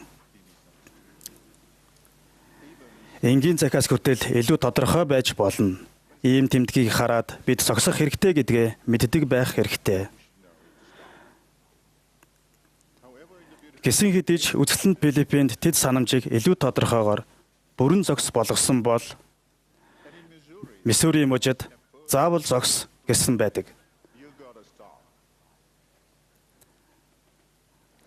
Ан бошиглогч төлөөлөгчд энгийн бөгөөд тодорхой байдлаар ярьж мөн биднийг нэг дуу хоолойгоор Христэд ирэхэд урьдагт бид хичнээн их талархдаг билээ. Мосегийн номоос бид нэгэн ариун туршлагын тухай уншдаг. Мосе дэлхий болон олон газрыг тийм ээ бүр үүнийг бүхэлд нь болгоосон. Тэрээр үүний оршин суугчдыг мөн тэдгээрийн тоон агуу бүр тэнгисийн эрэг дээрх ил сайдал тоо томшгүй байгааг харсан. Энэ үзэгдлээс болж балмагдсан Мосе Бурханаас эдгээр зүйл яагаад ийм байгааг тэдгээрийг юугаар хийсэн гэсэн хоёр гүн гүнзгий асуултыг асуусан. Өөрөөр хэлбэл тэр зорилгыг нь ойлгохыг хүссэн байна. Их эзэн миний өөрийн зорилгын учир би эдгээр зүйлийг хийсэн билээ. Хүмүүний өгшгүй байдал ба мөнх амьдралыг тохиолгон авчрахын тулд буюу хэмээн хариулсан. Бошиглогч Непа хожим нь учир нь тэрээр түүнд ирэх хинээс боловч үл татгалзаг мөн бурханд бүгд адил буюу гэж гэрчилсэн. Энэ зорилго хэрхэн биелдэг вэ? Иесус Христийн ачаар хүн бүр мөнх амьдралын бэлгийг хүлээн авах боломжтой бөгөөд үүнд бурхны оршихуйд гэр бүлээрээ мөнхөд амьдрах нь багтдаг. 6 сарын өмнө бидний бошиглогч ерөнхийлөгч Дааланхи өгс Иесус Христийн хожимын гигантүүдийн сүмийн сургаал гэр бүл төвлөрдөг. Ариун сүм нь гэр бүлийн талаарх сургаалт нэн чухал юм. Тэнд хүлээн авдаг ёслолууд нь биднийг Тэнгэрлэг эцгийн оршихуйд мөнхийн гэр бүлээрээ буцаж очих боломжтой болгодог.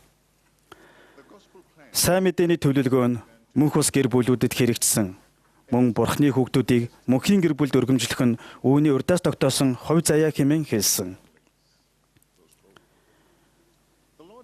Их эзэн мөн гэрлэлт нь бурхнаас хүмүүн томилогдсон дэлхийн өөрийн бүтээлтийн зорилгыг хэрэгжүүлж болохын тулд юм.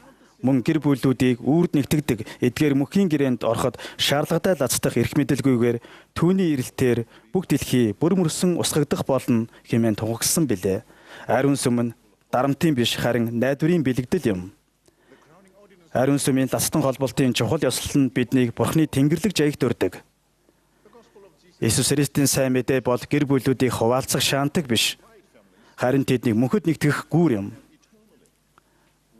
Бидний шавийн замнал, аврагчийн төвчээр, түүний зөөлөн сэтгэл, түүний төгс хайрыг тусгадаг байх учиртай. Хайр тахагч нараа, Та нарын зарим нь ариун сүмд хараахан лацтан холбогдоогүй гэр бүл төрж өссөн. Энд байгаа хүмүүсийн зарим сүмийн гишүүн биш.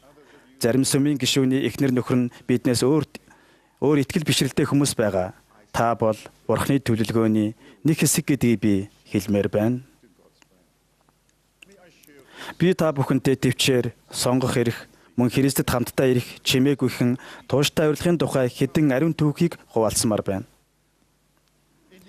Шин залаадад амьдардаг Дэни Алекс хоёр багада өөр сүмд явдаг байсан найзууд байв. Тэд болцож байх хугацаанд шашны талаар огт ярилцаж байгаагүй ба гэрснийхээ дараа аль сүмд явхаа шийдэх хэрэгтэй болов. Сүмийн гишүүн нөхөрт нь ийм хуваагдмал байдлаар үргэлжлүүлэн амьдрах боломжгүй мэт санагдаж байв. Аав нь түүнд сүмдээ яв. Тэд чинь чиний гэр бүл шүү дээ хэмээх энгийн зөвлөгөөг өгчээ. Тэр аавынхаа зөвлөгөөг дагсан ба эхнэр нөхөр нь 2 жилийн дараа баптизм хүртэхээр шийдэв. Хэсэг хугацааны дараа тэд их эзний өргөнд лацтан холбогдсон. Тэд Христэд хамтдаа ирэхийг сонгосон. Австралийн Брисбен хотод 7 настай хүү ааваасаа сүмд эсээд өөрт нь баптизм хүртэхийг гуйж гин. Аав нь сүмд хэдэн удаа явсан ч баптизм хүртэх алхам хийгээгүй байв. Би тэдэнтэй уулзахдаа хүүгийнхээ хайраар дүүрэн хүсэлтийг хүлээн авахыг ааваас нь зориглон гуйв. Тэр илдгээр татгалзсан ч хайр хэвээрээ урилга болон сонгох эрх хэвээрээ үлдсэн. Заримдаа үр тарсны дараа хөрсөнд нахиалж гарч иртэл удаан хугацаа шаарддаг. Юта мужийн Фармингтон хотод Боб Хайсенгегер гэдэг сүмийн гишүүн биш хүн амьдардаг байв. Түүний эхнэр Марлин сайн мэдээнд үнэнч гэрээнүүдэд дээдэлдэг нэгэн байлаа. Боб орон нутгийн тойрогтой үйлчилж тусалдаг байв. Нэг өдөр гацны ерөнхийлөгч Бобоос эхнэртэй нь ариун сүм ямар байгаач таны гомдоохыг хүсдэггүй тул хүлээсэр байгааг та мэдхүү гэж асуужээ. Боб үнийг сонсоод уйлав. Тэгээд тэр эхнэрээ бүрэн дэмждэг болж Марлин хишгээ хүртэж ариун сүмд тогтмол ордог болсон юм. Дараа нэг залуу номлогч өдөр товлон Бобыг баптизм хүртэхийг санал болгов. Боб, би ариун сүнсийг мэдэрсэн. Би дулаан, баяр баясгалан, амар амгаланг мэдэрсэн. Би эцэст нь хариултаа авсан гэжээ. Боб баптизм хүртэв. Марлин тэр хоёр Бобыг нас барахаас 3 сарын өмнө лацтан холбогдсон байна. Ах эгч нараа их эзэн төвчээртэй итгэлийг хүндэтгдэг. Гайхамшиг хизээж оройтдаггүй. Фижи улсад нэгэн итгэлтэй эхнэр нөхрөө сүм нэгдгийг 8 жил хүлээсэн. Нөхөр нь сонирхохгүйн дээр эргэлзээр байсан тул тэр сүмд 8 жил ганцаараа явжээ. Гэсэн ч тэр хүн дэрч эсвэл гомдол тээсэнгүй. Тэр гомдол тээлгүй үйлчилсэн. Эхнэр нь патриархын ажлыг хүлээн авахд ажил дээр хэрв тэр үнэнч итгэлтэй хിവэр байвал нөхөр нь түүнийг ариун сүмд аваачиж энэ цаг үед болон үрд мөнхөд лацтан холбогдох өдөр ирнэ гэсэн амлалт байв. 8 жилийн дараа 24 номлогчтой уулзсны дараа нөхөр нь баптизм хүртэж уухаас их эзний өргөнд лацтан холбогдсон юм. Илүү тодорхой болгож хэлбэл миний эхнэр Анита бид хоёр их эзний өргөнд лацтан холбогдсон гэх нь арай дээр байх. Би арай эрт баптизм хүртсэн ч болоосоо гэсэн ганцхан зүйлд харамсдаг. Ах эгч нараа бурхан амлалтаа өөрийн цаг хугацаанд биелүүлдэг. Эдгээр түүх нь статистикийн тухай биш, харин бодгалуудын тухай юм.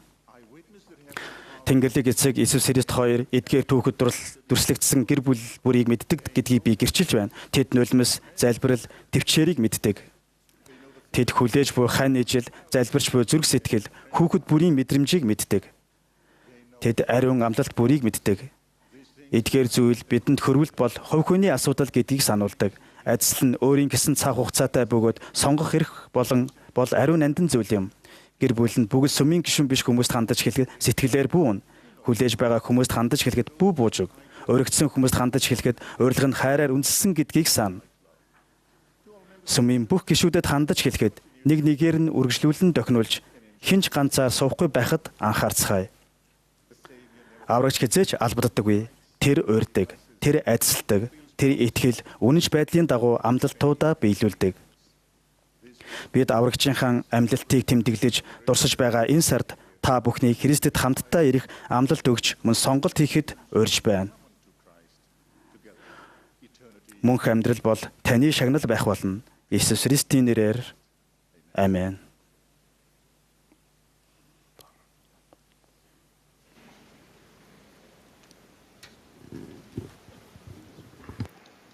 As this Easter Sabbath Христийн general амьсны баярын нэм гарагт тохиож буй Иесус Христийн хожим үеийн гигантнүүдийн сүмийн ерөнхий чуулган өндөрлөг төхөж байгаа энэ цаг үед бид Эма руу явж буй шам нарын адил аврагчаасаа энэ үдэш бидэнтэй хамт байгаач гэж сэтгэлийнхаа гүнээс хүсэж байна. Лукийн сайн мэдээнд Христийн амьсны баярын тэр өдөр 2 шавн Иерусалимаас 60 стадиа буюу 12 км зайтай байдаг Эма хэмээх тосгон руу явж байжээ гэж өгүүлдэг. Эмау гэдэг нь халуун аршаан буюу эдгэрлийн газар гэсэн утгатай. Бүгдээрээ Эма руу явж байна гэж төсөөлөд үзье. Нэгэн танихгүй хүн бидэнтэй нэгдэж бидний гонигтай байгааг анзаарав. Бид түүнд Назарын Есүс Бурхны өмнө бүх ард олонны өмнө үг ба үйлстэй хүчрхэг иш үзүүлэгч цовдлогдсон. Энэ явдлаас хойш 3 өдөр боллоо гэж хэлв. Биднийг алхаж байх зур танихгүй хүн судруудыг нээж Иесус Христийн тухай бүх зүйлийг тайлбарлав. Зүрх маань бидний дотор шатаж байлаа. Бид тосгон руу ойртоход шинэ найзаасаа бидэнтэй хамт байгаач орой болж байна гэж хүсв. Өнөөх найз маань бидэнтэй хамт хооллож, талх авч, адислаад хувааж бидэнд өглөө. Бидний нүд нээгдэв. Бид түүнийг амьсан Иесус Христ гэдгийг танив. Хэдий бид түүний өмнө нь танаагүй ч гэлээ тэр замын турш бидэнтэй хамт алхаж байсан. Иесус тэрхүү Христийн амьсны баярын өдөр 3 удаа үзэгдсэн ч эхэндээ танигдаагүй гэж Маркийн сайн мэдээнд гэрчилдэг. Тэрээр Магдалин Мариад эхлээд үзэгдсэн ба тэр Иесусыг анх хараад цэцэрлэгч гэж бодсон. Дараа нь Иесус тэдний хоёр нь явж байтал замд нь үзэгджээ. Эма руу явж байсан энэ 2 шав эцэстээ түүнийг талх хуваахт нь л таньсан. 3 дахь нь Иесус 11 шавнараа тухлан сууж байтал тэдэнд үзэгдсэн. Тэр өөрөө дунд нь зогсож миний гар, миний хөлийг хараач. Энд чинь би өөрөө байна гэсэн. Иесус сүнс биш гэдгээ харуулахын тулд хайрсан загас зөгийн жилийн иджээ. Иесус Христ шав нартайгаа Эма руу хүрэх замаар алхсан нь гэрээний загварыг харуулдаг. Заримдаа бид амьдралын хүнд хэцүү замуудаар Эма руу явахдаа ганцаардаж, буруугаар ойлгогдож, зовж шаналан үл тоогддог. Гэвч замд тэр бидэнтэй ярилцаж байхад содордох түүний үгс зүрхэнд шатах мэт мэдрэмж төрүүлж чадна. Тэрээр ариун ёслыг талахыг хувааж ажиллахад түүний ёслууд болон гэрээнүүд бидэнд түүнийг мэдхэд туслах илчлэгч болж чадна. Бид түүний дотор, тэр бидний дотор оршин түүнтэй хамт итгэлээр алхах үед түүнийг амьд гэдгийг ойлгож мэднэ. Түүний өгсөн Христийн амьсны баярын амлалтууд бодтой юм. Бид хүндэтгэлийн өдөр бүр бүх хүнийг Иесус Христийн сэргээгдсэн сүмд ирж түүнийг хамтдаа шүтэн бишрэхэд урьдаг. Бид энэ ариун ёслолоор Иесус Христийн нэрийг өөрсдөө авахд түүнийг үргэлж санахад түүний зарилгуудыг сахид бэлэн гэдгээ илэрхийлж гэрээ байгуулдаг. Тэр бидэнд түүний сүнсийг өөрсдөө үргэлж хамт байлгах болно хэмээн амладаг. Бид 7 хоног бүр Иесусыг гэрчилж дурсан санснаар түүнтэй хамт байж цогтаа алхахдаг. Эма руу явж байсан шавнар Иесусээс өөрсдөө хамт байхыг хүсэхэд хариулсны адилаар Иесус Христ бидэнтэй хамт байхаа амласан. Иохны сайн мэдээний 14-15 дугаар бүлгүүдэд Иесус шав нартаа болон бидэнд хэрхэн тэр бидэнтэй хамт үлдэж цугтаа алхаж бид түүнд харьяалагддаг талаар заадаг. Түүний үнэнч байдал үхлийн хүлээс чийш илүү хүчтэй. Бидэнд асуудал эсвэл баяр хөөр тохиох үед Иесус Христ зам, үнэн, ам буюу хариулт нь би байгаа юм гэж хэлдэг. Хамгийн хэцүү цаг үед маань Иесус бидэнтэй хамт байхын тулд Иохан 14 дээр бидэнд анхны болон хоёр дахь туслагчийг өгнө гэж амласан.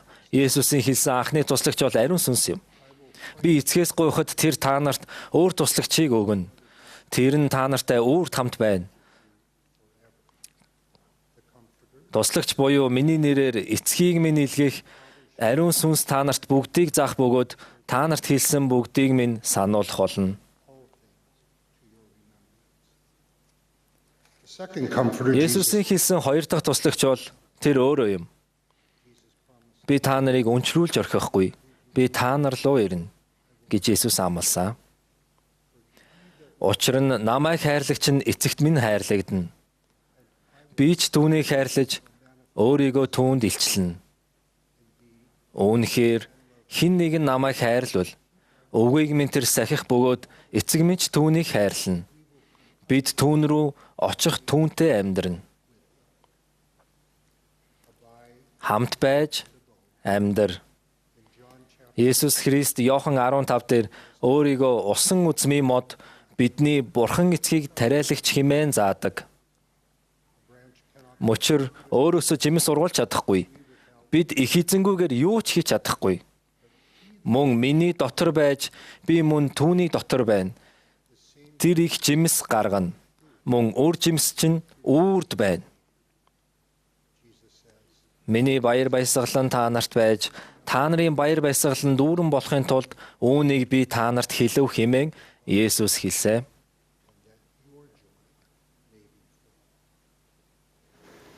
We began this Бид journal энэхүү ерөнхий чуулганыг онцгой ариун хуралдаагаар эхлүүллээ. Онцгой ариун хуралдааг сүмийн шинэ ерөнхийлөгчийг дэмжин батлах зэрэг чухал түүхэн үе тэмдэглэлт үйл явдалд зориулдаг. Энэ хуралдаа эрт эдүгэ болж буугаас үл хамааран бид ариун нандин загвар ба өмнөх жишгийн дагуу нэгдмэл үүрэг амлалт дэмжлэгийг бэлэгдэн харуулдаг. Онцгой ариун хуралдаа анх эртний Израильд болж байсан түүхтэй ба Соломон хаан их эзний өргөөг онцгойлон эзэлсэн явдал үүнд багтана. Энэ нэрэн үед Кортлендийн ариун сүм баригдаж дууссаны дараа 1836 оны 3 сарын 27-нд түүхэн онцгой ариун хуралдаан болж байсан.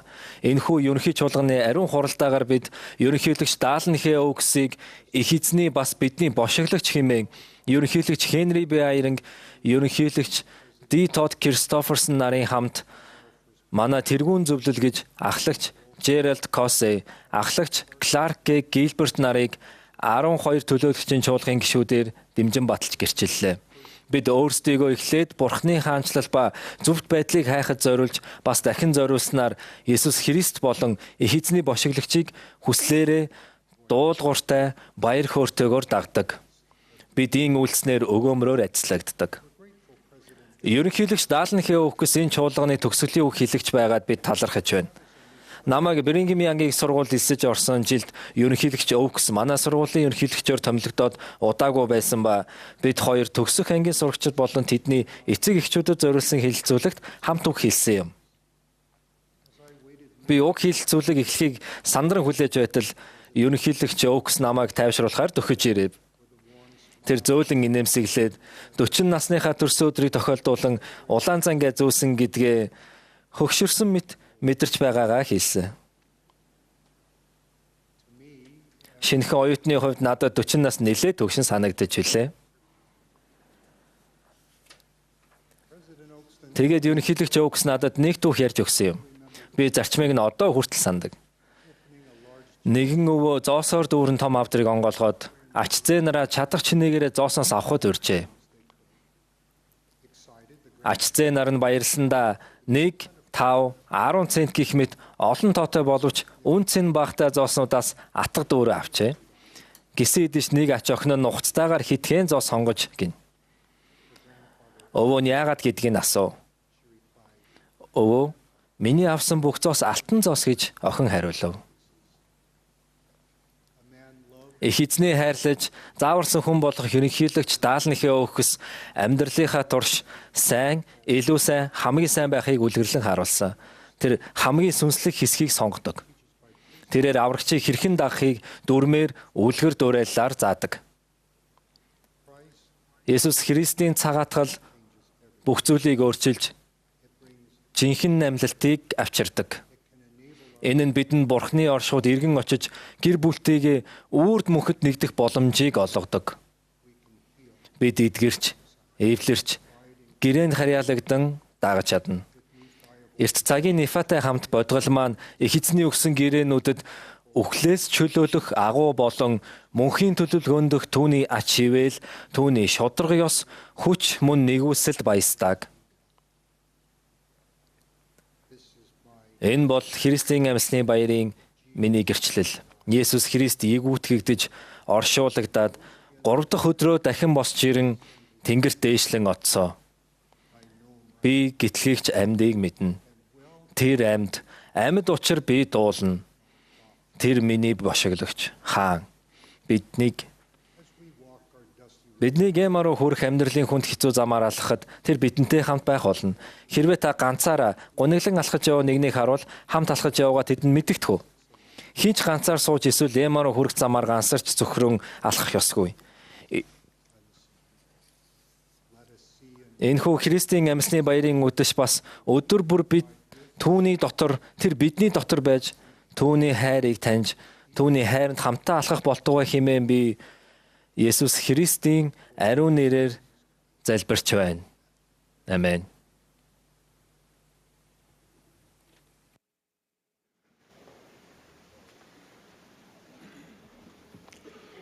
As the conference concludes, Чуулганы төгсгөлд бид эдгээр үйлчлэлийн бэлтгэлд хичээнгүйлэн оролцсон нэрэн зарлагддаггүй арын албаны бүх хүнд чин сэтгэлийн талархал дэвшүүлж байна.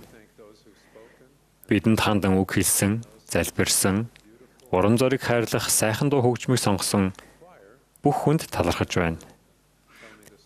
Одоо найрал дуучид бидэнд Есүсийн түүхүүдээс яриач дуулалыг дуулж өгнө. Ерөнхийлөгч даалынхаа үгс энэ чуулганы төгсгөлийн үгийг хэлнэ. Түүнийг үг хэлсний дараа найрал дуучид Израилийн гитлэгч дуулалыг дуулна. Дуулалын дараа хаалтын залбирлыг далайн анхлагч Антони Д. Perkins хэлж чуулган өндөрлөх болно.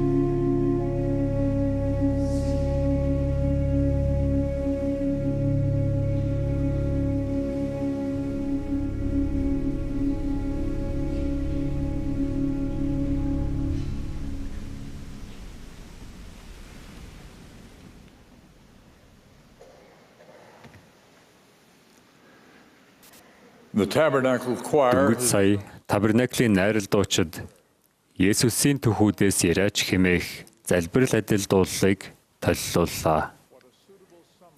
Энэ дуулал өнгөрсөн 2 өдрийн захиаснуудыг маш сайхан дүгнэлээ. Төд удалгүй бид Израилийн гэтлэгч дуулалаар чуулганаа өндөрлөх болно. Уг 2 дуулал энэхүү 2 өдрийн чуулганы гол санааг үргэлжлүүлэн илэрхийлж байна. Их эзний сүнс бид бүгдэд шүтлэг биширлээ сайжруулж, суралцах үед төвлөрч, Их эзэн Есүс Христийн сургаал ба бидний мөнхийн ахиц дэвшил баяр баясгалд зориулсан түүний эцгийн төлөвлөгөөний тухай гэрчлэлээ нэгтгэх мэдрэмж өглөө. Есүс Христ бол үнэхээр энэ дэлхийд амар амгалан, эрэх дэлхийд мөнх амьдралд хүргэх зам билээ. Тэр бидэнтэй хүн нэг бүрийг маань бүрэн мэддэг, төгс хайрладаг ба биднийг өөртөө хамт алах, өөрийнх нь дотор орш, хайр ба инэрлэр хүмүүст нэг бүрчлэн тогтнуулсан өөрийнх нь үлгэр жишээг даг хэмээн урьдаг.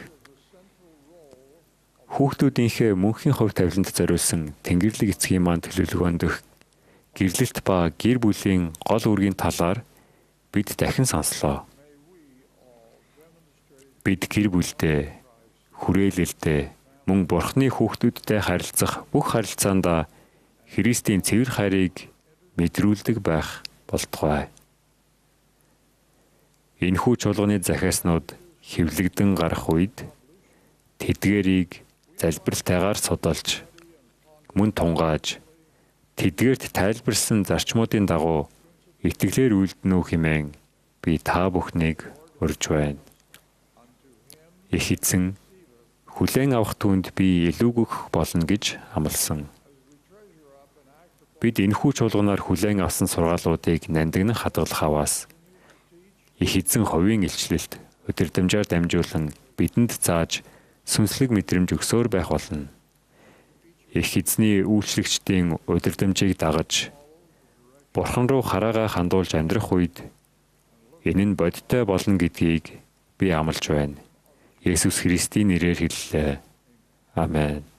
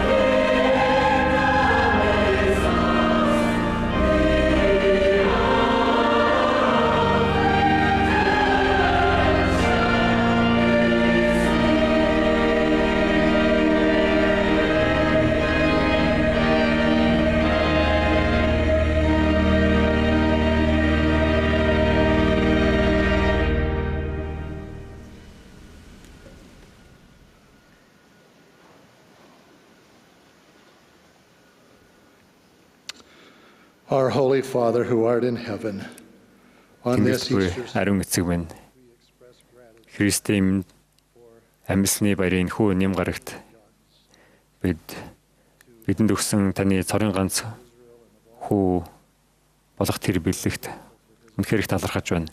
Бид түүний цагаатаг залиос талархаж байна. Мөн түүний амьлалтад талархаж байна. Тэнгэрлэг эцэг минь та энэ өдөр харт хүмүүсээ алдсан хүмүүсийг тайлгаруулж ажиллаач гэж залбирч байна. Бас сүнсний дэлхийд алдар суут амьдлалтаар тэр хайртай хүмүүстэйгээ уулзалтаар тэднийг тайлгаруулаач гэж залбирч байна.